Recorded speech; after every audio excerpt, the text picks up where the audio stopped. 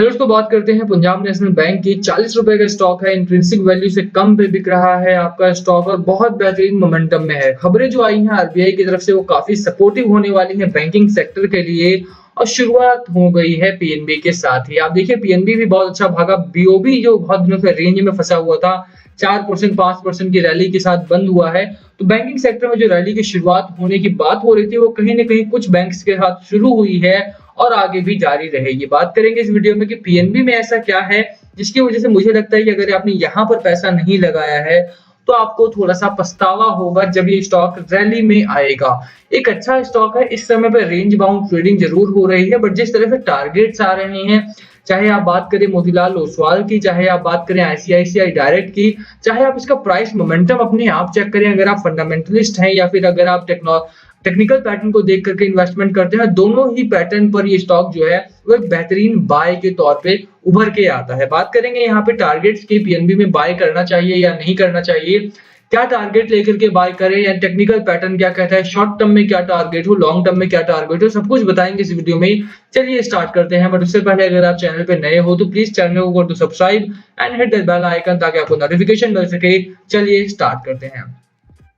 बात करें यहाँ पे पंजाब नेशनल बैंक की, 1% की रैली आई और जैसा मैं हमेशा कहता हूँ, देखिए पंजाब नेशनल बैंक एक ऐसा स्टॉक है जो आपको बुक वैल्यू से कम पे मिल रहा है, यानी कि इस स्टॉक के डबल होने के जो चांसेस हैं वो सबसे ज्यादा है, क्योंकि बुक वैल्यू तो ये अटेन करके रहेगा ही। क्वार्टर टू का टाइम आ गया है, क्वार्टर टू के रिजल्ट्स का टाइम आ गया है। यहाँ पे बहुत सारे बैंक्स जो लगातार तेजी में बढ़ रहे थे और पंजाब नेशनल बैंक के ऊपर हंस रहे थे कि ये लगातार रेंज में है, उनका कच्चा चिट्ठा सामने आएगा। बंधन बैंक जैसे स्टॉक जहां पर रैली तो आती है बट उसके जब क्वार्टर टू का रिजल्ट आता है, क्वार्टरली रिजल्ट्स आते हैं, तो साफ हो जाता है कि बैंक की इंटरनल स्ट्रेंथ कितनी है। वहीं पर अगर आप पीएनबी का क्वार्टर ऑन क्वार्टर ग्रोथ देखें या ईयर ऑन ईयर ग्रोथ देखें तो आपको पता लगेगा कि आपने 40 रुपए में 50 रुपए में क्या बाय किया हुआ है। बहुत सारे लोग बहुत टाइम से रुके हुए हैं।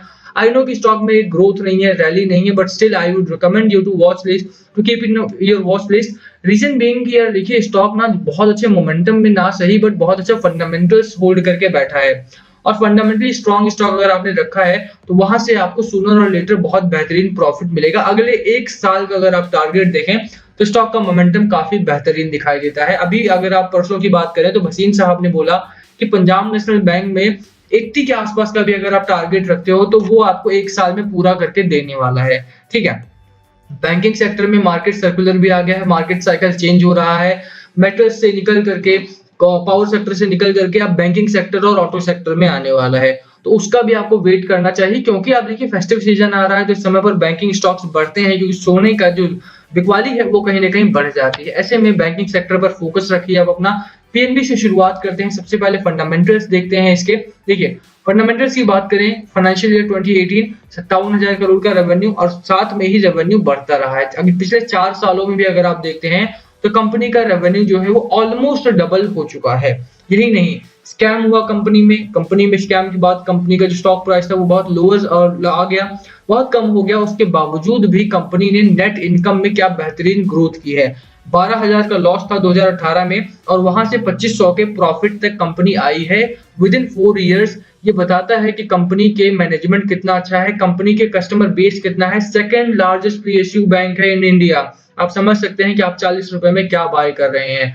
पिछले 5 सालों में अगर इसका रेवेन्यू ग्रोथ देखें तो 10.8 का है, जो कि मार्केट एवरेज अगर आप देखते हैं तो 7.63 का है।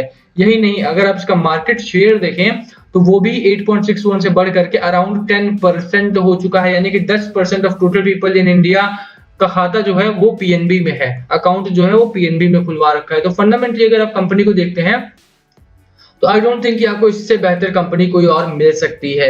बुक वैल्यू कम है, डिस्काउंटेड प्राइस पर आपको स्टॉक मिल रहा है, एक ह्यूज मार्केट शेयर होल्ड करती है कंपनी, higher than industry revenue growth है कंपनी की और जो एक मोमेंटम है कंपनी का वो बरकरार है इस समय पे। बात कर लेते हैं साथ में डिलीवरी की। देखिए डिलीवरी पैटर्न में अगर आप देखें तो 27% के आसपास की डिलीवरी भी उठाई जा रही है। ये तो फंडामेंटल्स की बात, बट मार्केट साइकिल चेंज हो रहा है। आरबीआई की पॉलिसी भी आ गई है, मॉनेटरी पॉलिसी की मैं बात कर रहा हूं यहाँ पे, जो कि काफी हेल्प करेगी बैंकिंग सेक्टर को ग्रो करवाने में। सबसे पहले देख लेते हैं कि आरबीआई की मॉनेटरी पॉलिसी में क्या कहा है शक्तिकांत दास ने। देखिए मॉनेटरी पॉलिसी का जो सबसे अहम हिस्सा रहा है वो ये है कि रेपो रेट जो रहा वो अनचेंज रखा है 4% पे। और रिवर्स रेपो रेट भी अगर आप बात करें तो वो भी अनचेंज है 3.5% पे। The policy stance will also kept unchanged at accommodative. The MPC voted 5-1 to retain the accommodative stance as long as necessary to sustain growth on durable basis, while ensuring that inflation remains within the target. Inflation जो है वो within the target, ये RBI governor ने बोला। जो India की GDP growth है वो 9.5% की होने वाली है। वहीं पर अगर आप देखें मूडीज का जो टारगेट है, मूडीज का जो फोरकास्ट है वो अराउंड 8.6%, 8.75% के आसपास का आता है। इंडिया की जो जीडीपी ग्रोथ है इस साल की, मानी अगले साल की, यहाँ से लेकर के फोरकास्ट जो किया है तो वो तो ओवरऑल अगर आप देखते हैं तो कहीं ना कहीं कंपनी का जो मोमेंटम है वो काफी बेहतरीन आता है। आरबीआई की पॉलिसी बहुत अच्छी आई है इस समय पर, जो कि हेल्प करेगी पूरे के पूरे बैंकिंग सेक्टर को ग्रो करने में।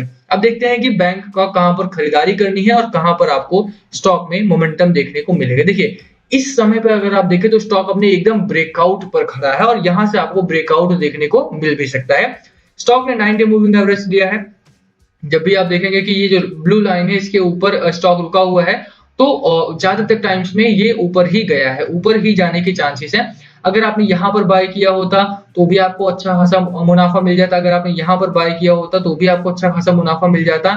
एंड नाउ आप देखिए यहाँ पर भी अगर आप बाय करते जब ये इसके ब्लू लाइन के ऊपर था तो भी आपको एक अच्छा खासा मुनाफा मिल जाता। ठीक है, अभी आप देखें तो ये अगेन जो स्टॉक प्राइस है आपका वो ब्लू लाइन के ऊपर है।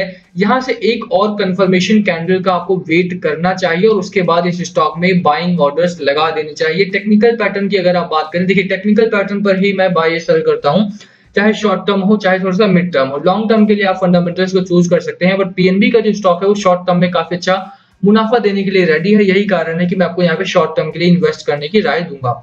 शॉर्ट टर्म मेरा जो है वो 2 से 3 महीने कम से कम रहता है, तो 2 to 3 मंथ्स में इस स्टॉक का जो टारगेट होने वाला है उसकी बात कर लेते हैं। पहला टारगेट या पहला जो ब्रेकआउट पैटर्न आपको देखने को मिलेगा वो 42.5 के ऊपर मिलेगा। सेकंड आप बात करें अगर टारगेट की तो वीकली चार्ट पर लेकर के चलता हूं मैं आपको, क्योंकि रेंज आपको अच्छी मिलेगी वहां पर। देखिए एक second, let me set it up. देखिए हाँ, अभी आप देखेंगे तो स्टॉक का जो मोमेंटम है वो कहीं ना कहीं 44 डे ईएमए के नीचे ट्रेड कर रहा है। यही कारण है कि जब 45 के ऊपर जाएगा तो वहां से आप एक अच्छे मोमेंटम के लिए स्टॉक को चेज करता हुआ दिखाई देगा आपको। स्टॉक मेरा जो शॉर्ट टर्म का टारगेट है वो 52 का है। लॉन्गर पीरियड के लिए 1 साल के लिए अगर आप स्टॉक को रखते हैं तो आपके लिए जो टारगेट होने वाला है वो अराउंड 84 का रख सकते हैं। एक और खास चीज जो टेक्निकल पैटर्न पे हुई है वो ये है कि पीएनबी ने वीकली चार्ट पर भी एक ब्रेकआउट पैटर्न बनाया है। ठीक है, उस पर तो है ही है, हमारा जो डेली चार्ट है उस पर तो एक ब्रेकआउट हो ही रहा है। साथ ही साथ अगर आप वीकली चार्ट भी देखते हैं तो यहाँ पर भी एक ब्रेकआउट पैटर्न बना है। और जब भी इस तरह का पैटर्न बनता है तो वहां पर श्योरली चांसेस यही रहते हैं 90% ऑफ द टाइम कि स्टॉक आपका ऊपर निकलेगा। यहाँ पर आप देख सकते हैं कि यहाँ पर आपका मैकडी ने वीकली चार्ट पैटर्न बेहतरीन बनाया है और यहीं पर अगर आप ऊपर जाते हैं तो यहाँ से आप देख सकते हैं कि स्टॉक आपका ऊपर निकला है। ठीक है, यहाँ से बेरिश मोमेंटम आया है और आप देखिए कि स्टॉक यहाँ से गिरावट में आया है।